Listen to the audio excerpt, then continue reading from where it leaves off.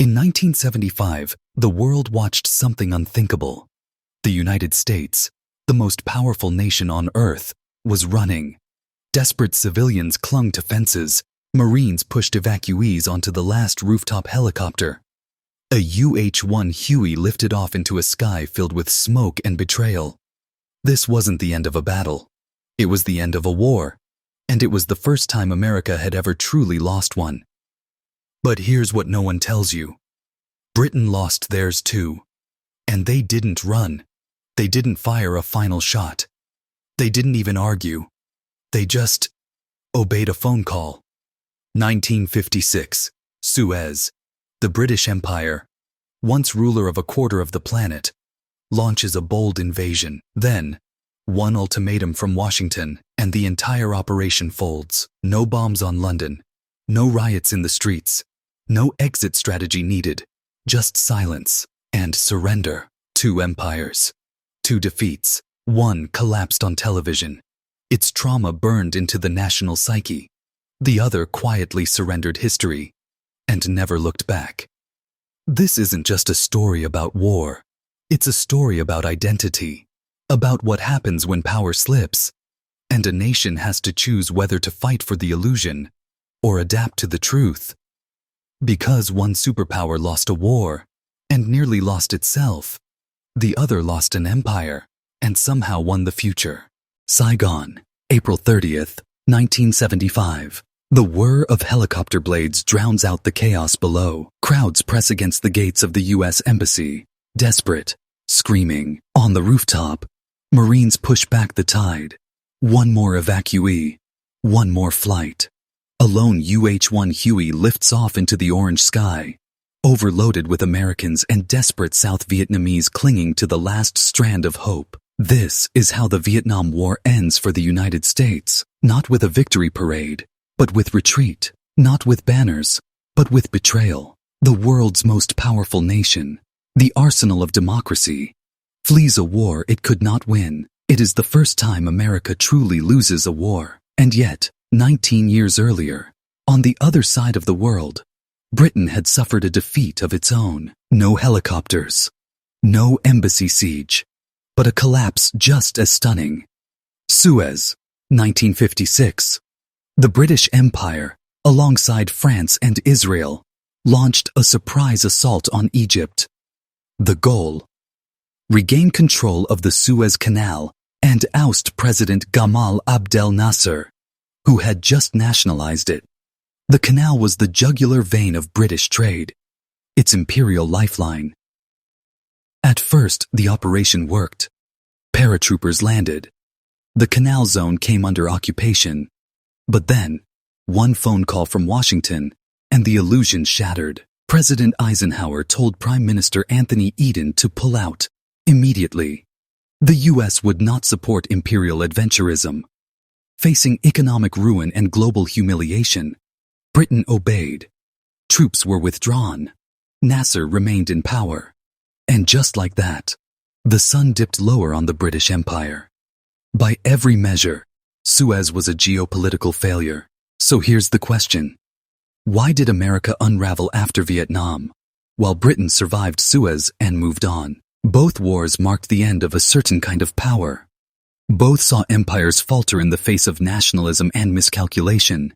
And yet, only one of those defeats became a national trauma.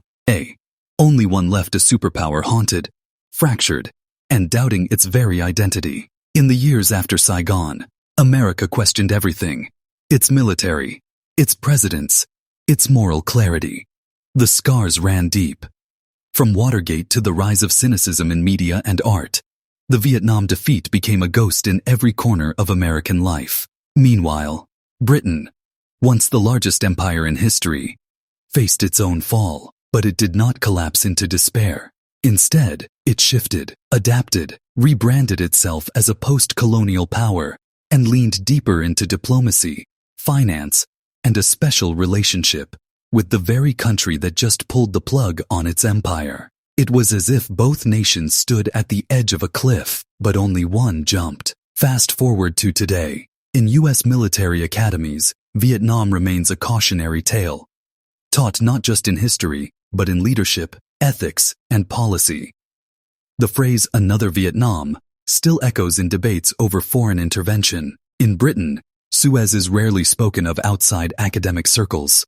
It lives in footnotes and memoirs, not in the nation's psyche. There is no Suez syndrome. Why? That's the mystery this film will unpack. Because this isn't just about battlefields, it's about identity. About what happens when a nation's self-image collides with reality.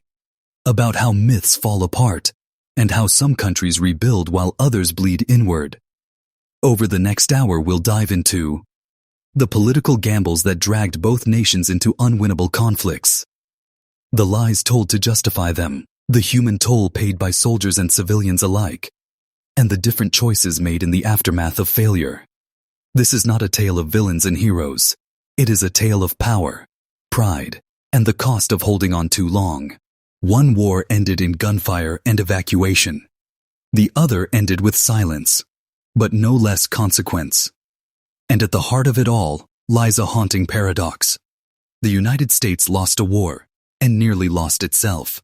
Britain lost its empire and somehow won the future. The truth behind that riddle begins with the road to war. The mid-20th century was the age of unraveling. From Hanoi to Cairo, from Delhi to Algiers, flags of empire were coming down. Old powers were being challenged by new voices, fierce, local, defiant. The colonial world was ending, but few empires knew how to step off the stage. Two did not. The United States, fresh from victory in World War II, was not technically an empire, but it inherited the strategic anxiety of one. In the vacuum left by retreating European powers, Washington began to see global influence as a moral duty, and containment of communism as a sacred mission. It wasn't about conquest. It was about ideas. But ideals, once armed, become ambitions. Britain, meanwhile, was watching its empire dissolve, piece by piece. India was already gone. Africa was slipping. Yet British leaders still believed they could shape world affairs. Through diplomacy, through influence, and if needed, through force. What was vanishing wasn't just territory. It was identity. And they weren't ready to let go. Enter two flashpoints. Vietnam. A narrow country half a world away, torn in two by Cold War fault lines. North communist, South capitalist. After France's defeat at Dien Bien Phu in 1954, the US stepped in. First with advisors, then troops, then bombs. What started as support became entanglement. What was supposed to be a limited war became America's longest. Suez, a canal in Egypt, built with European money, but nationalized by Arab hands. Nasser's bold seizure of the Suez Canal enraged Britain and France, who feared both the loss of economic leverage and the rise of a defiant post-colonial Arab leader. The result? A secret military pact with Israel, a surprise invasion, a miscalculation of American patience. The irony is sharp. In both cases, the trigger wasn't just geopolitics. It was pride. For America, it was the fear of being seen as weak. For Britain, it was the refusal to accept that it already was. Yet the stakes differed. For America, Vietnam was a test of Cold War resolve. Fail here, they believed, and communism would spread like dominoes across Asia. Presidents Kennedy, Johnson, and Nixon all knew the odds, but couldn't bear the political cost of pulling out. For Britain, Suez was about status. It wasn't just about a canal. It was about proving they were still a world power. That Britannia still ruled the waves. But there was no appetite for a long war, no exit plan, and worst of all, no American support. Because behind every collapsing empire stood a rising one. The United States had no interest in backing Britain's colonial hangover. Eisenhower saw Suez as destabilizing, reckless. When Eden refused to back down, Washington simply threatened to crash the British economy by dumping its currency. It worked. And in that moment, in a quiet threat, not a bombshell blast, an empire ended. The world saw it. So did Britain. But unlike Vietnam, there were no nightly news reports from Cairo. No body counts ticking upward. No body bags flown home by the thousands. Suez was fast, almost bloodless, and therefore easier to forget. Vietnam was slow, brutal, televised. One loss was strategic, the other, spiritual. By the late 1960s, Britain was pivoting, shrinking its military, joining the European Economic Community, investing in finance and diplomacy. The empire was gone, but the country would survive without it. By the late 1960s, America was bleeding. Riots in the streets, presidents collapsing, trust in government broken, a generation radicalized. The defeat in Vietnam was not just military. It was cultural. It seeped into music, film, protest, identity. And it still hasn't left. This documentary isn't just about two failed wars. It's about what happens after a failure. About how nations process defeat. How they lie to themselves, or don't. How they carry trauma, or bury it. How they collapse, or evolve. Two countries, two empires, two falls, and one global stage, watching it all unfold. South Vietnam, 1966. Rain hits the jungle like shrapnel. Mud clogs boots. American infantry move in staggered columns through elephant grass, soaked to the bone. Somewhere ahead, invisible in the green, Viet Cong, booby traps, snipers, shadows. Private First Class John Garcia is 19. From Chicago. His M16 jams in the downpour. His squad is ambushed. He sees nothing. Just muzzle flashes. Just screams. It's over in seconds. They fire blindly, drag out the wounded, radio for evac. This is not Normandy. There's no front line, no clear enemy. Just a country that doesn't want them, and a war that doesn't make sense. That same autumn, across the Mediterranean, the dust still hasn't settled in Port Said, Egypt. Two British paratroopers crouch behind sandbags. Arabic echoes down alleys. The city smells of smoke, fuel, and something worse.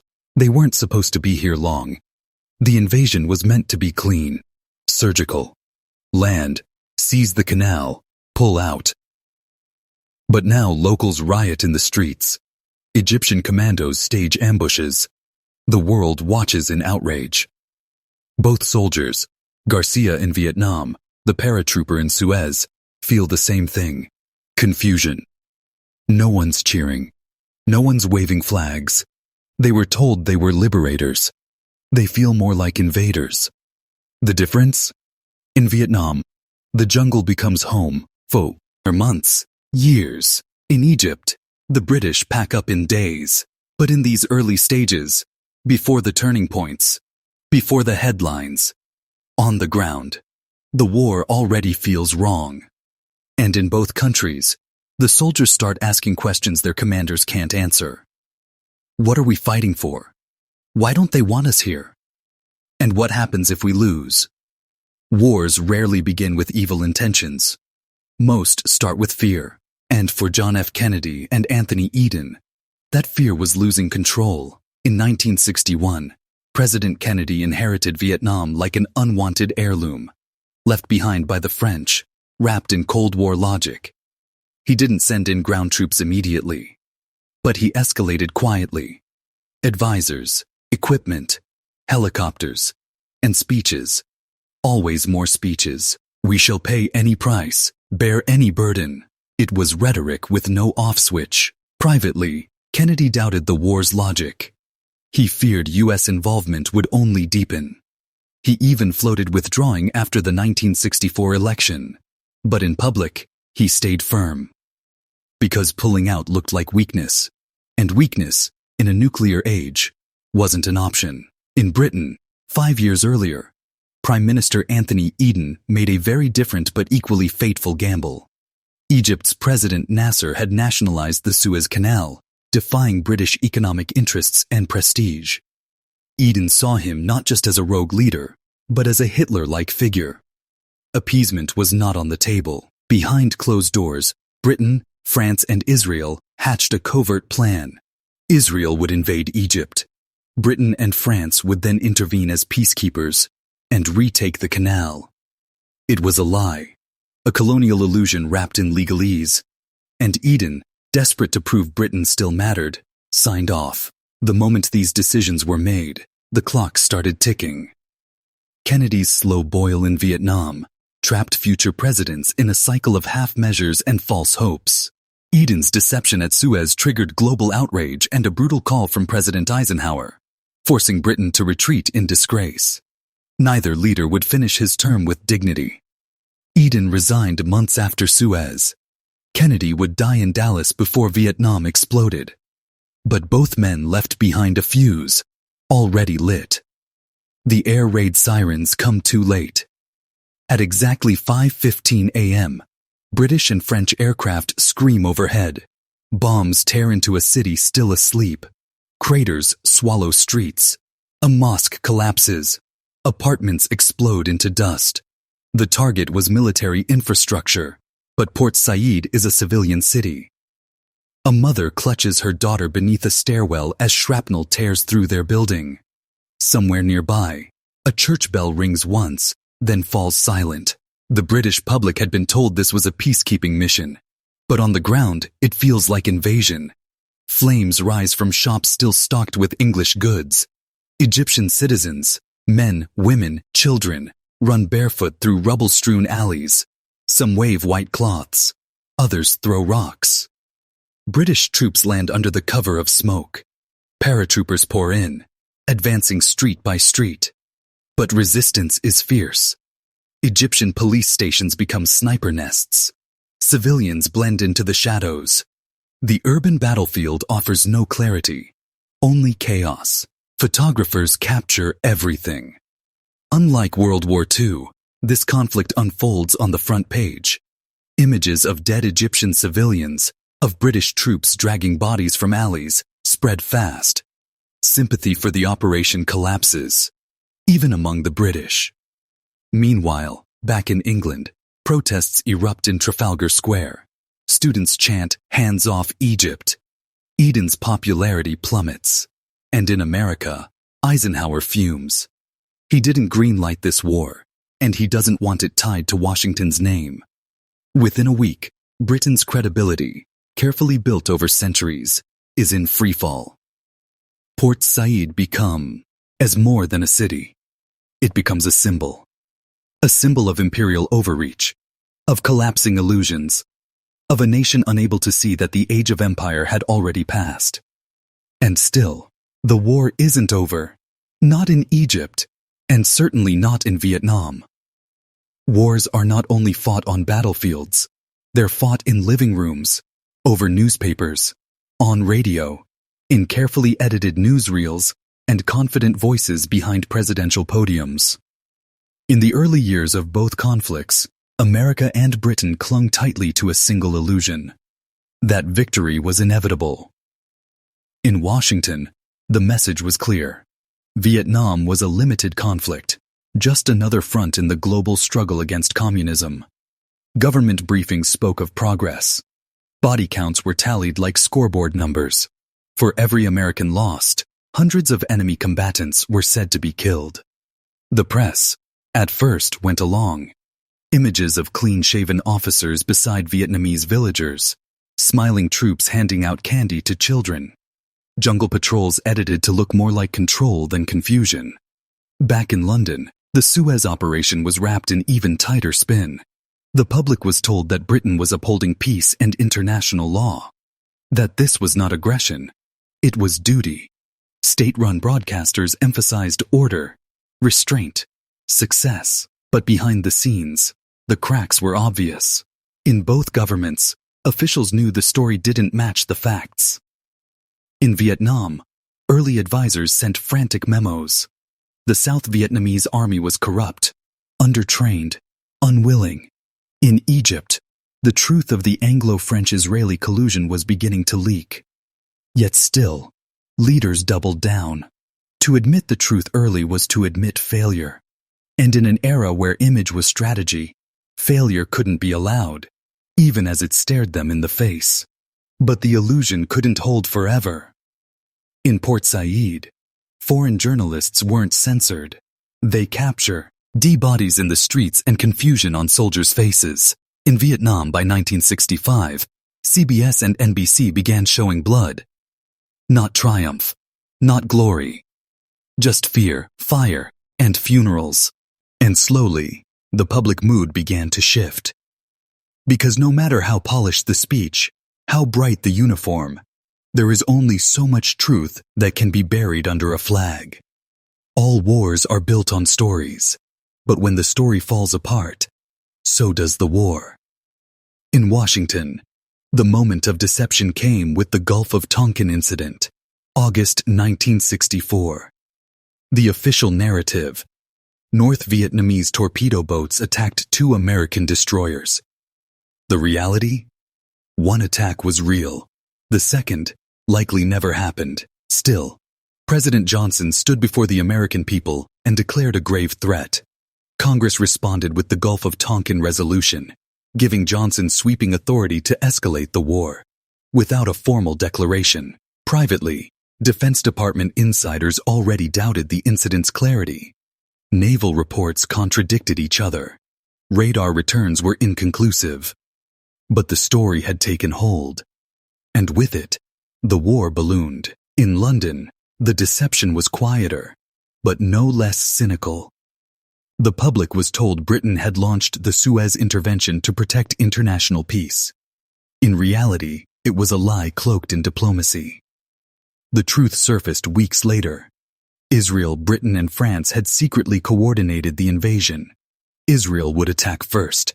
Britain and France would then issue an ultimatum, demanding both sides withdraw. When Egypt refused, the 2 colonial powers would intervene. It was a false flag, designed to look like peacekeeping. And when it leaked, it triggered a geopolitical scandal. The United Nations condemned the attack. The United States withdrew support.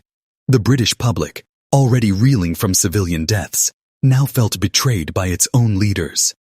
In both nations, journalists, diplomats, and a few brave whistleblowers began connecting the dots. The official story no longer held. And with that, something more dangerous than bombs hit both nations. Doubt in the mission, doubt in leadership, doubt in the story itself. And once that curtain falls, no speech can pull it back up. January 30th, 1968, South Vietnam. It's Tet, the Vietnamese New Year. A ceasefire had been expected.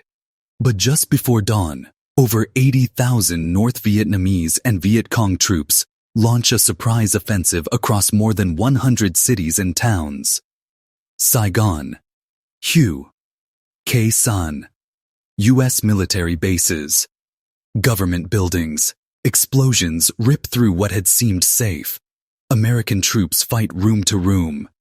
The U.S. embassy in Saigon is breached. Even if briefly, it shocks the world. Americans wake up to see the symbol of U.S. authority under assault.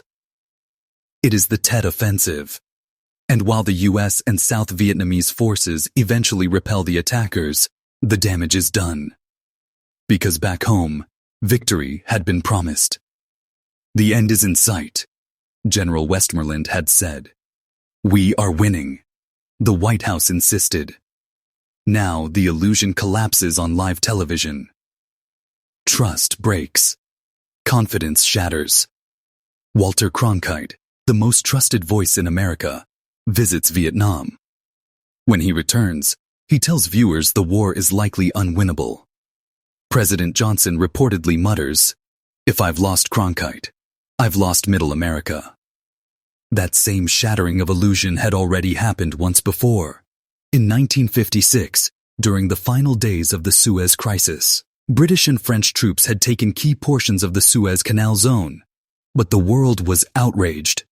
Eisenhower was furious. The U.S. threatened economic retaliation, a currency collapse, unless Britain and France withdrew. It wasn't a request. It was an ultimatum. Eden resisted. Then he cracked. On November 6th, a ceasefire was declared. British troops began withdrawing. Nasser remained in power. The canal would stay under Egyptian control. In that moment, global observers knew Britain no longer called the shots. Two empires, two turning points. One clear truth. Victory on the battlefield meant nothing when the war was already lost in the eyes of the world. By the late 1960s, the US had unleashed the full weight of modern warfare. Helicopters, hundreds of them, churned the skies, ferrying troops into and out of kill zones. Fighter jets roared overhead, dropping napalm, Agent Orange, and high explosives across rice paddies and villages. It was the most advanced military on Earth against a guerrilla force in sandals and black pajamas. And yet, the technology didn't translate into control. The jungle was an equalizer. Napalm cleared it, but also seared civilians. Bombing runs destroyed infrastructure, but radicalized survivors. Agent Orange defoliated the countryside, but left a legacy of cancer, birth defects, and environmental ruin. In the Mekong Delta, U.S. patrol boats pushed through the canals, armed to the teeth. Still, the enemy vanished into tunnels, forests, or crowds. Every new tactic spawned a new counter. Firepower without clarity became futility. Across the world, in 1956, Britain brought a different kind of power to Egypt, its navy. Royal Navy warships parked menacingly in the Mediterranean, launching waves of aircraft over Port Said. British paratroopers dropped behind enemy lines. Amphibious tanks stormed the shore. The invasion was a textbook display of precision and coordination, from a tactical perspective. But again, it didn't work. The Egyptians refused to roll over. Nasser, far from fleeing, became more defiant, and the international community turned against the operation almost instantly. Power, without legitimacy, is isolation. The lesson in both cases was brutal. Tactics can win battles, but not wars. Because in the end, neither napalm nor naval supremacy could force people to accept a future they had already rejected. Private Garcia comes home in 1969. He's lost 22 pounds. He jumps at the sound of helicopters. He can't sleep more than 2 hours a night. The shrapnel in his thigh healed faster than the guilt in his gut. There's no parade, no thanks, just awkward silences, job rejections, and stares on the subway. Vietnam veterans, especially the wounded, return to a country unsure how to welcome them back. At VA hospitals across the U.S., wards overflow with men barely in their 20s, burned, broken, addicted. Some have lost limbs. Others have lost everything else. PTSD doesn't have a name yet, but it's there. Flashbacks, rage, numbness, thousands slip through the cracks. Some take their own lives. Others disappear into the streets. The war was supposed to stop in Vietnam. Instead, it followed them home.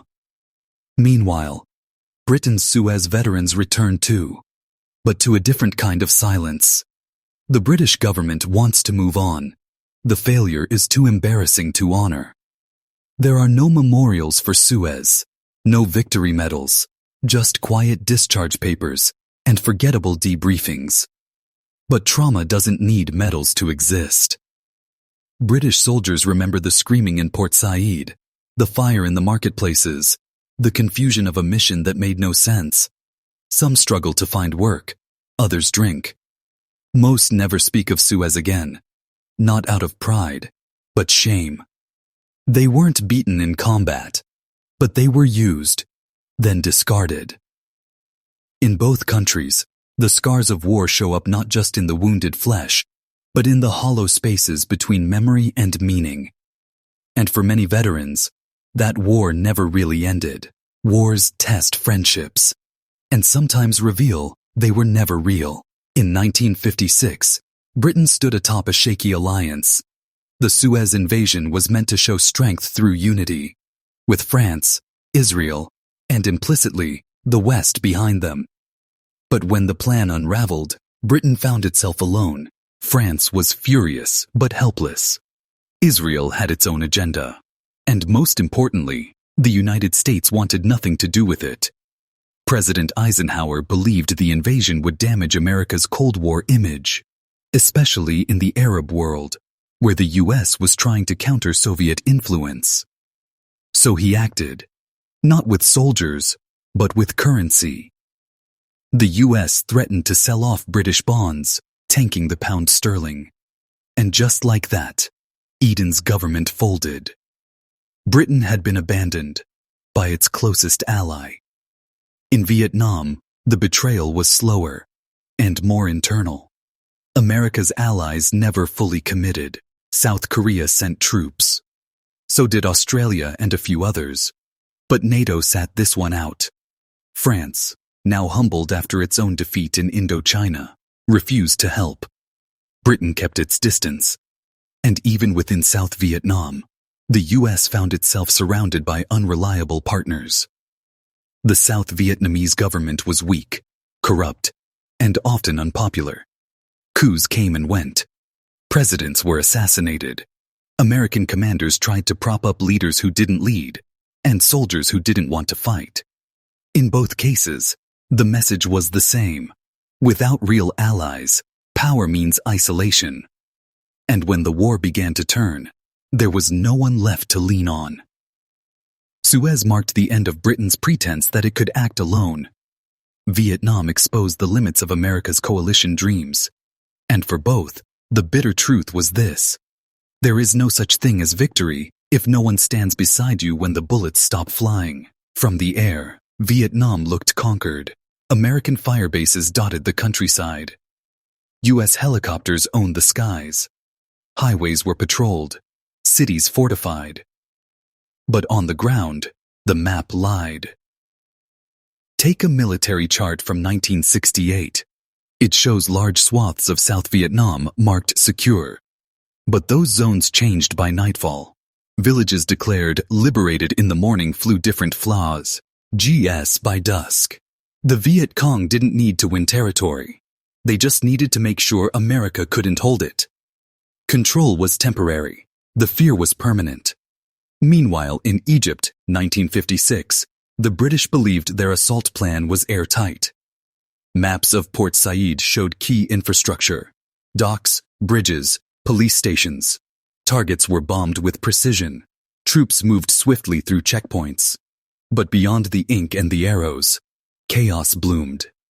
What the maps couldn't show: the rage of the local population, the resistance blending into the crowds, the fact that political control had already slipped before the first parachute hit sand. British officers complained that civilians were getting in the way, that insurgents had no uniforms, that the city was too volatile to pacify. The maps said occupied. The streets said get out. And when the ceasefire came, under American pressure, it didn't matter what ground had been taken. Because control isn't measured by how many blocks are captured. It's measured by how long they stay yours after the soldiers leave. In both wars, leaders mistook geography for victory. They believed in front lines that didn't exist. They drew boundaries that didn't matter. And they lost the one thing no map could measure: the will of the people living on it. April 30th, 1975, Saigon. The last helicopter lifts off from the roof of the U.S. Embassy. Below, desperate South Vietnamese cling to fences, screaming. Inside the compound, shredded documents blow across the floor. Marines stand guard until the very last moment, then vanish into the sky. Within hours, North Vietnamese tanks roll into the capital. The South surrenders. The war is over. And so is America's illusion of invincibility. Back home, silence. No ticker tape, no speeches, no welcome home. The fall of Saigon marks the end of a generation's belief in moral clarity.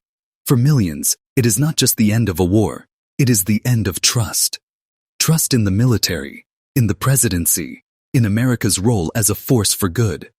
The Vietnam Memorial won't be built for years, and even when it is, it's different. Black granite, names carved like open wounds, sunk into the ground as if the war itself can't bear to stand upright. Across the Atlantic, 1956. Britain's retreat from Egypt is quieter. No helicopters, no tanks rolling into London. But the tremor is there. Eden resigns in disgrace. The public, once fervently nationalistic, begins to look inward. The fantasy of empire, unshakable for centuries, has cracked. But Britain doesn't fall. It recalibrates. Instead of clinging to old glories, it shifts course, cuts defense budgets, looks to Europe, accepts its new place in the post-war world, not as an empire, but as a diplomatic power, a financial center, a cultural heavyweight. The memory of Suez fades faster than Vietnam ever could. No names on a wall, no yearly anniversaries, just a footnote. Quiet, shamed, buried, 2 defeats. One spirals into national trauma, the other slips into history's shadows. By 1975, the United States had spent the modern equivalent of over $1 trillion on the Vietnam War.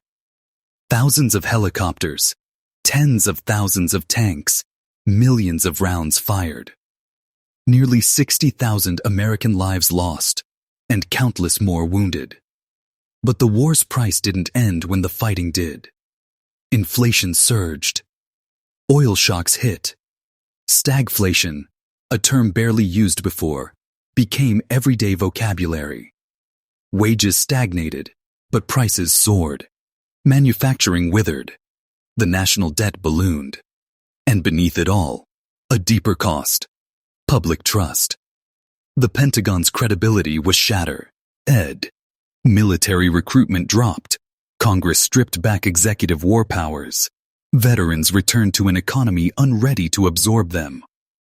The sense that America could always afford its power, militarily or morally, was gone. In Britain, the cost of Suez was different, but no less impactful. The war lasted less than 2 weeks. Only 16 British soldiers were killed, but the financial backlash was swift and brutal. To fund the invasion, Britain had burned through reserves of US dollars.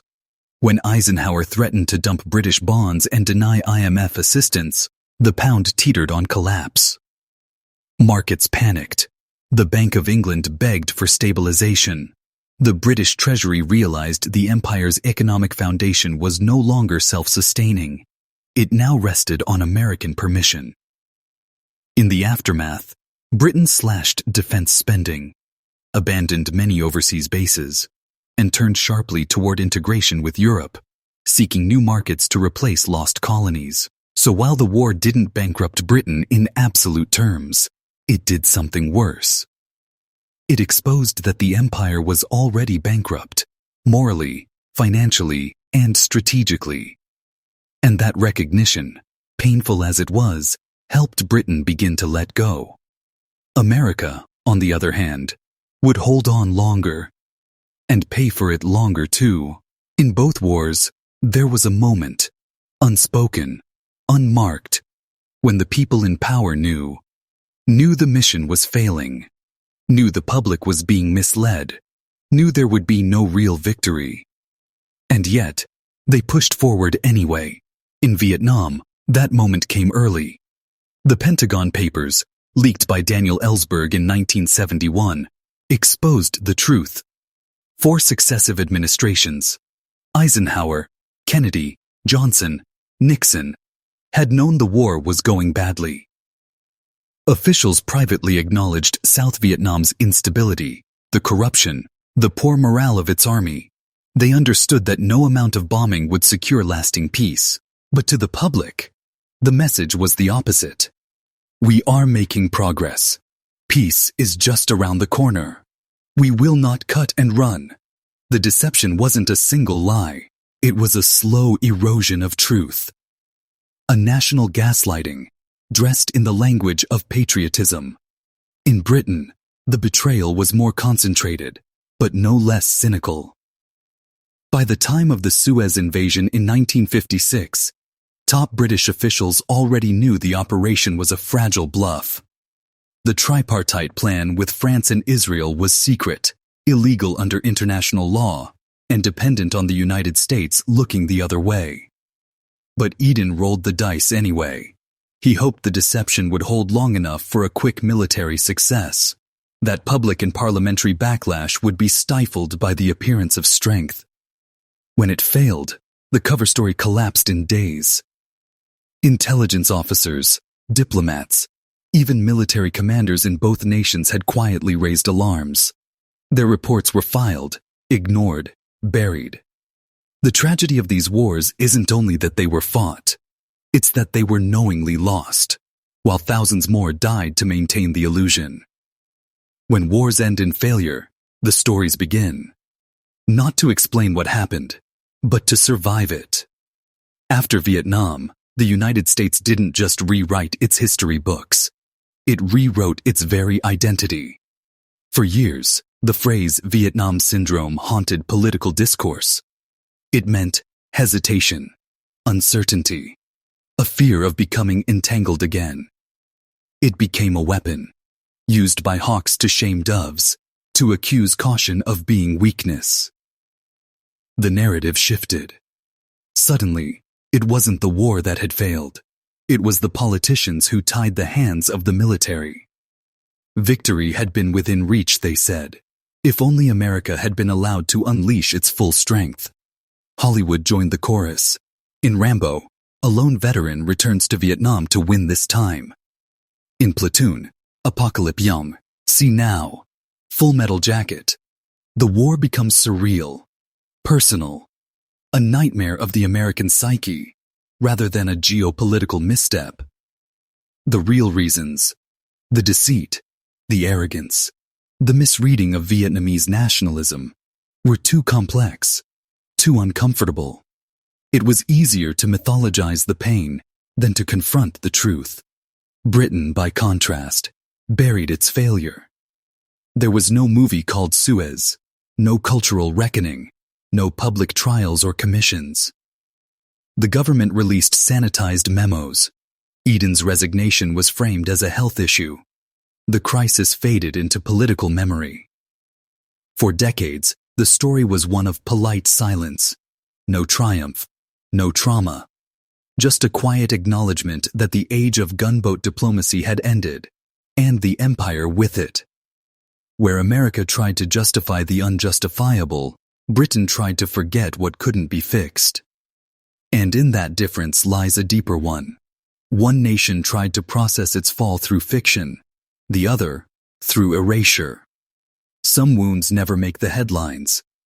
They don't bleed on camera, they don't get medals. But they change a nation just the same. In the years after Vietnam, the U.S. Department of Veterans Affairs saw a surge in claims, not just for physical injuries, but for something darker, quieter, harder to name. Post-traumatic stress disorder. By the 1980s, it finally had a label, but the suffering had been there all along. Thousands of veterans battled insomnia, addiction, rage, isolation. Divorce rates skyrocketed.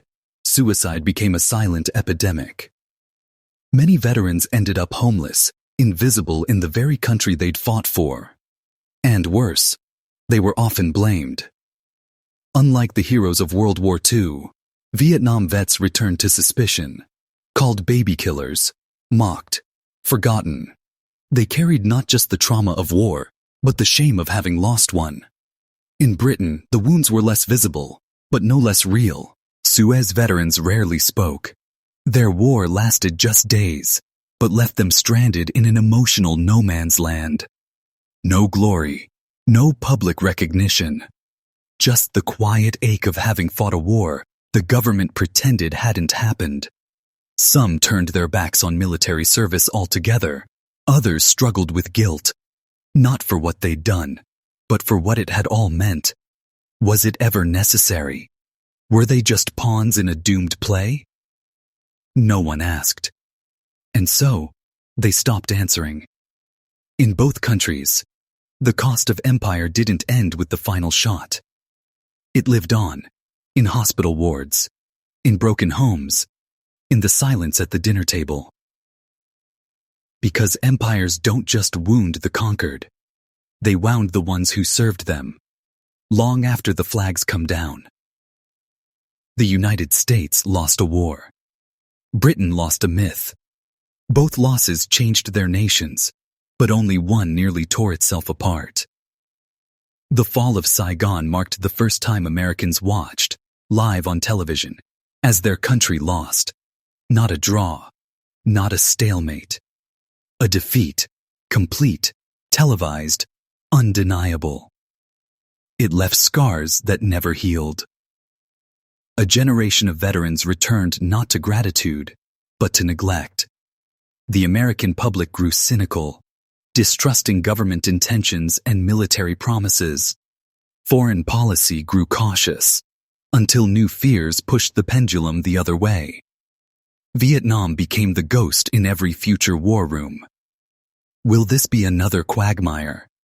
Another jungle we can't escape? The phrase Vietnam Syndrome haunted politics until the Gulf War, and then returned with Iraq and Afghanistan. The lessons were learned, then forgotten, then painfully relearned. But Britain's loss came with a different shape. Suez didn't kill thousands. It didn't spark revolution in the streets. It didn't fracture the nation. But in one decisive blow, it ended the story the British had been telling themselves for a century, that they were still an empire, that they still ruled the waves. When the US pulled the plug, Britain had a choice: dig in or pivot. It pivoted. In the years that followed, Britain shrank its military footprint, focused on domestic recovery, and recast its global role. It became a diplomatic broker, a financial hub, a cultural exporter.